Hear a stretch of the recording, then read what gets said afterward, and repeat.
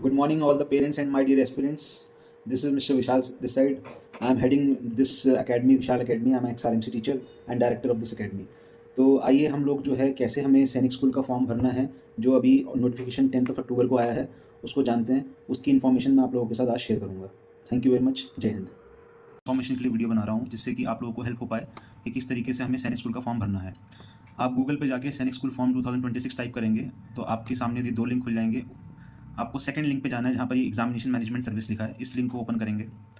इस लिंक को ओपन करते ही ministry of education government of India की वेबसाइट खुल जाएगी, जहाँ पर आप देख सकते हैं ये 3 स्टेप्स हमें गिवन है कि पहले में आपको बुलेटिन गिवन है। फर्स्ट स्टेप में download the information bulletin. Second step है आपका कि आप इसको रजिस्टर कर सकते हैं न्यू रजिस्ट्रेशन के लिए, और फिर अगर आप रजिस्ट्रेशन कर चुके हैं, if you are already registered, तो आप आगे प्रोसीड कर सकते हैं फॉर्म भरने के लिए। तो पहले हम एक रजिस्ट्रेशन कर लेते हैं एस्पिरेंट का। मैं आपको ये फॉर्म डमी भर के दिखा रहा हूँ so that you can understand कोई भी स्टेप्स इसको हमें कैसे फॉलो करना है। Thank you.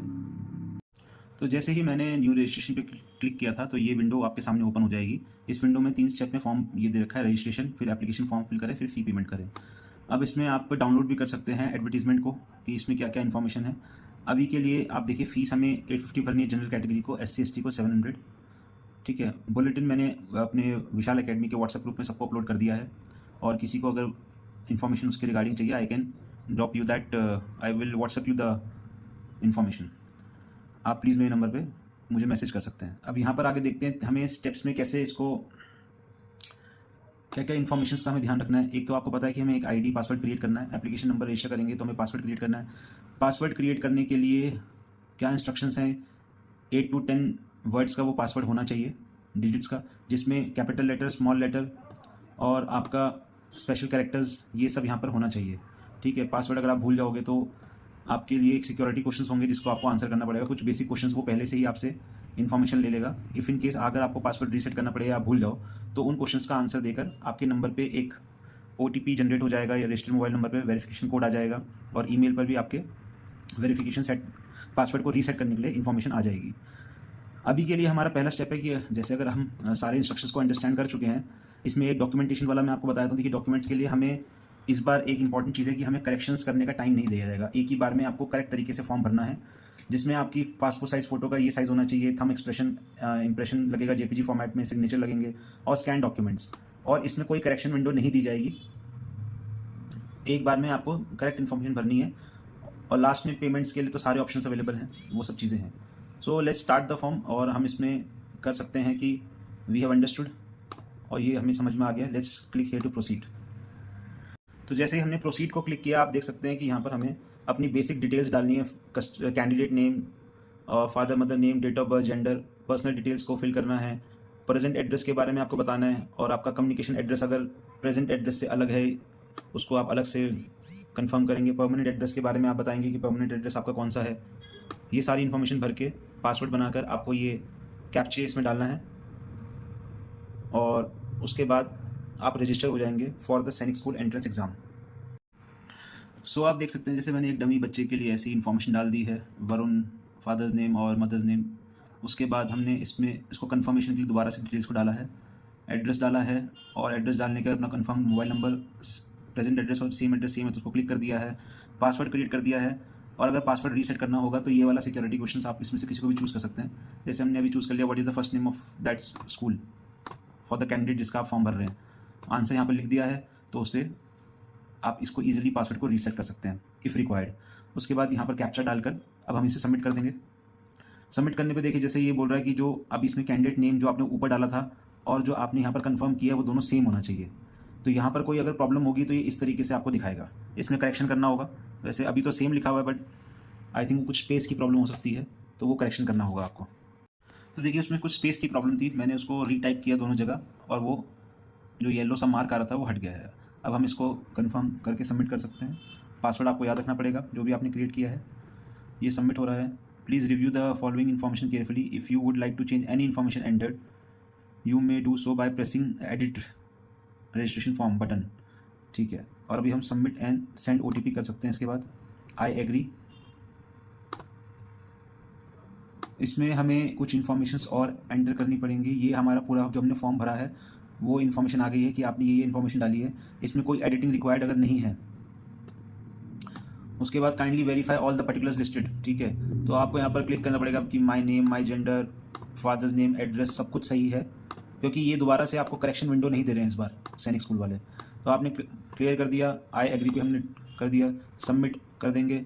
उसके बाद येस वेरीफाई करना चाहते हैं, मोबाइल नंबर इसमें डाल रखा है, सबमिट रजिस्ट्रेशन फॉर्म, तो आपको OTP आएगा और उसको यहाँ पर डाल के सबमिट कर देंगे तो आपका रजिस्ट्रेशन कंप्लीट हो जाएगा। So as you have seen, हमने लास्ट पेज पर सबमिट रजिस्ट्रेशन फॉर्म किया था। उसके बाद ये एप्लीकेशन पेज ओपन हो गया है। यहाँ पर लिखा है वरुण, जो स्टूडेंट का नाम है, उसका एप्लीकेशन नंबर लिखा है, और रजिस्ट्रेशन फॉर्म आपने कंप्लीट कर दिया है, कंप्लीटेड है। अभी एप्लीकेशन फॉर्म कंप्लीट करना है और फी पेमेंट कंप्लीट करनी है। मोबाइल नंबर और आपका ईमेल आईडी वेरीफाइड है, राइट। एप्लीकेशन नंबर गिवन है, हुए थे एप्लीकेशन फॉर्म। यहाँ पर एक वेरीफाई ईमेल आईडी पे टिक नहीं है, आपका मोबाइल नंबर वेरीफाइड है। इसको क्लिक करेंगे तो यहाँ पर हमने जो ईमेल आईडी अपनी डाली है इस पर भी आपको ये कैप्चा डालकर इसको वेरीफाई करके सबमिट करना होगा, तब ये आपकी वेरीफाई रजिस्टर्ड ईमेल आईडी को वेरिफिकेशन माना जाएगा। तो ये स्टेप भी आपको इसमें करना पड़ेगा। जैसे ही हम इसमें ये सबमिट एंड गेट OTP करते हैं तो आप ये देखिए आपका एक OTP जनरेट होगा आपकी ईमेल आईडी पर, और इसको हम ओके करेंगे और उसको ईमेल आईडी से निकाल कर पासवर्ड को यहाँ पर अभी हम डालते हैं। इसको हम जैसे ही वेरीफाई करेंगे तो आपने अपनी ईमेल आईडी वेरीफाई कर ली है, ओके दबाकर अब वापस उसी पेज पर आ जाएंगे। Important complete registration, complete application form पे हम क्लिक करेंगे तो अब आप ये देखिए ये इन्फॉर्मेशन आ गई है कि आपके पास जो भी ये इन्फॉर्मेशन है, click further complete your registration. इसमें हमने जो इन्फॉर्मेशन डाली थी, कॉन्टैक्ट डिटेल्स वगैरह कंप्लीटेड है, पर्सनल डिटेल्स, आइडेंटिटी, ये सब जो है अभी इनकम्प्लीट है, बिकॉज इसमें हमें अपने डॉक्यूमेंट्स भी अपलोड करने पड़ेंगे, तब ये रजिस्ट्रेशन कंप्लीट माना जाएगा। अभी तो हमने खाली नॉर्मल रजिस्ट्रेशन किया है। अब ये पर्सनल डिटेल्स में कह रहा है नेशनैलिटी और ये कैटेगरी, ये पूरा जो क्राइटेरिया है अब ये सेकंड स्टेप में हमें ले गया है। अब हम यहाँ पर पर्सनल डिटेल्स पहले अपनी फिल करेंगे, यहाँ से एप्लीकेशन फॉर्म भरना शुरू हो जाएगा। कॉन्टैक्ट डिटेल्स अपलोड हो गई है। मैं एक बार एक स्टेप पीछे जाता हूँ आपको एक चीज़ समझाने के लिए। देखिए, अच्छा आई थिंक ये पीछे नहीं जा रहा है, अब कोई बात नहीं। तो अब हम कॉन्टैक्ट डिटेल्स हमारी पूरी फिल हो गई है। अब ये जो वरुण कैंडिडेट है ये अपनी पर्सनल डिटेल्स, आइडेंटिटी डिटेल्स, ये सब इसको फिल करना होगा, ठीक है।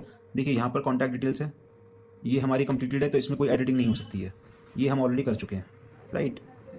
और अब हमें पर्सनल डिटेल्स पे जाना है, फिर हम आइडेंटिटी डिटेल्स पे नेक्स्ट स्टेप पे तभी जा पाएंगे जब हम पर्सनल डिटेल्स को पूरी तरह से प्रॉपर्ली फिल कर देंगे। तो देखिए इसमें मैंने पर्सनल डिटेल्स में अपना फिल किया है। आगे यहाँ आपका नाम, डेट ऑफ बर्थ, जेंडर और फादर और मदर नेम तो जो हमने रजिस्ट्रेशन के टाइम पे भरा था उसमें कोई चेंजेस नहीं हो सकते। मैंने अभी इन्फॉर्मेशन में डाला है नेशनैलिटी, बच्चे का डोमिसाइल कहाँ का है, स्टेट, उसकी कैटेगरी क्या है, कैटेगरी कन्फर्मेशन 2 बार आएगा, एक बार आप लिखेंगे जनरल है, दूसरी बार कन्फर्म करेंगे, सब कैटेगरी एप्लीकेबल नहीं है तो नॉट एप्लीकेबल करेंगे। एंड फादर की एनुअल इनकम जो है वो डालेंगे। आपके पेरेंट्स किसी कोस्ट गार्ड या असम राइफल्स में वर्क तो नहीं करते हैं, अगर नहीं करते हैं तो नो करेंगे। कोई सिबलिंग CC सैनिक स्कूल में पढ़ रहा है, सपोज़ कीजिए आपने येस कर दिया तो ठीक है, वो अभी इन्फॉर्मेशन हो सकता है इसकी आपसे आगे मांगे, अभी के लिए हम नो कर देते हैं। आपको सैनिक स्कूल के बारे में कहाँ से पता चला, social media, radio, friends, family, तो आप सोशल मीडिया कुछ भी डाल सकते हैं। उसके बाद कैप्चा डाल के इसको हम सेव और नेक्स्ट कर देंगे। You are sure to submit, yes. अब इसमें थर्ड देखिए, जैसे हमने किया तो कॉन्टैक्ट डिटेल्स और पर्सनल डिटेल्स पे टिक आ गया है। अब identity details, exam centre, qualification details, तो इन सब पे टिक तभी आएगा जब आप इसको फिल करते रहेंगे। अब जो नेक्स्ट है हमारा आइडेंटिटी, आप किस तरीके से अपनी आइडेंटिटी को बताना चाहते हैं। जो भी आपका आधार कार्ड पे नाम है, स्पेलिंग एरर नहीं होना चाहिए, या पासपोर्ट का नंबर या पासपोर्ट आप आइडेंटिटी देना चाहते हैं, या पैन कार्ड देना चाहते हैं, स्कूल आईडी, जो भी आप आईडी लगा रहे हैं उसमें आपकी फादर की, आपकी और मदर की जो डिटेल्स हैं रिलेटेड टू, जैसे आपका डेट ऑफ बर्थ हो गया, फादर, मदर और आपकी स्पेलिंग्स की कोई एरर नहीं होना चाहिए, वो एक्जैक्टली सेम होना चाहिए। तो हम आधार कार्ड डाल देते हैं जैसे, तो पहचान के लिए हम अपना आधार कार्ड दे रहे हैं और यहाँ पर ये कैंडिडेट जो है, सो जैसे हमने इसमें आइडेंटिटी के लिए आधार कार्ड हमने सबमिट किया है अपना, तो हमें यहाँ पर आधार कार्ड नंबर सबमिट करना है और दोबारा से यहाँ पर ये इन्फॉर्मेशन डाल के इसको सबमिट करना है। Are you sure you want to submit the Aadhaar card details, तो इसको हम सबमिट कर देते हैं। नेक्स्ट स्टेप में आप देख सकते हैं ये हमें रिगार्डिंग द आइडेंटिटी डिटेल्स होने के बाद हम 4th स्टेप पे आ गए, एग्जाम एंड सेंटर डिटेल्स। इसमें क्या इन्फॉर्मेशन भरनी है, कैसे कैसे भरना आप देख सकते हैं। जैसे हमने क्लास डाल दी, क्लास 9th के लिए अप्लाई करना है बच्चे को, क्या वो पहले से साइंस स्कूल में पढ़ रहा है, नोट कर दिया। सबसे इंपॉर्टेंट पॉइंट है ये वाला कि आप select the preference science school where admission is sought, तो आप पहला प्रेफरेंस जो देना चाहते हैं वो कहाँ के लिए देना चाहते हैं। जैसे हमने साइंस स्कूल घोड़ाखाल उत्तराखंड डाल दिया। आप जिस स्टेट से बिलोंग करते हैं, जहाँ पर बच्चे का डोमिसाइल है, मैं आपको ये रिकमेंड करूँगा कि आप पहला जो अपना ऑप्शन है वो जो जिस स्टेट से बिलोंग करता है बच्चा, जहाँ का उसका डोमिसाइल है, वो प्रेफरेंस देना चाहिए। उसमें सिलेक्शन के चांसेस ज़्यादा हो जाते हैं। अगर आप अदर स्टेट्स के लिए ऑप्ट कर रहे हैं तो फिर आप इस चीज़ के लिए भी आपको रेडी रहना चाहिए कि कट ऑफ बहुत हाई जाती है। अब सपोज़ कीजिए एक बच्चा है जो घोड़ाखाल के लिए अप्लाई कर रहा है अदर स्टेट से, तो आप ये मान के चलिए कि 90 to 95% में उसको एडमिशन मिलेगा घोड़ाखाल में, अगर अदर स्टेट का है, और फिर सीट पे भी डिपेंड करता है। लेकिन अगर वो अपने होम स्टेट के लिए अप्लाई करता है तो होम स्टेट के लिए उसको वही एडमिशन 80% की कट ऑफ पर में मिल जाएगा। उसके बाद medium of instructions English he option आएगा। आपको 4 चॉइसेस देनी है एग्जाम सेंटर की, ये हमने डाल दी है। अपने फादर और मदर का ऑक्यूपेशन और उनकी एजुकेशन के बारे में बताना है, और फिर दोबारा से यहाँ पर ये इन्फॉर्मेशन डालकर हमें सबमिट करना है।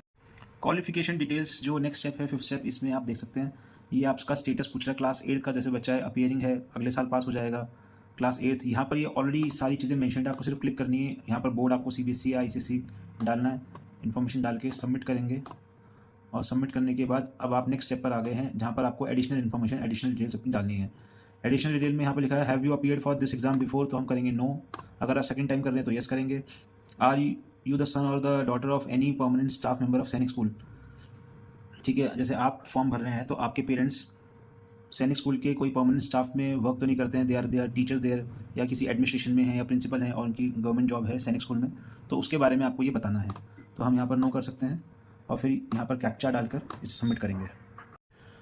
अब इस फॉर्म का सबसे इंपॉर्टेंट स्टेप जो है 7th स्टेप, वो आ गया है। आपको अपनी फ़ोटो अपलोड करनी है, थंब एक्सप्रेशन अपलोड करना है, और सिग्नेचर अपलोड करना है, डोमिसाइल का सर्टिफिकेट अपलोड करना है, और डेट ऑफ बर्थ का सर्टिफिकेट अपलोड करना है।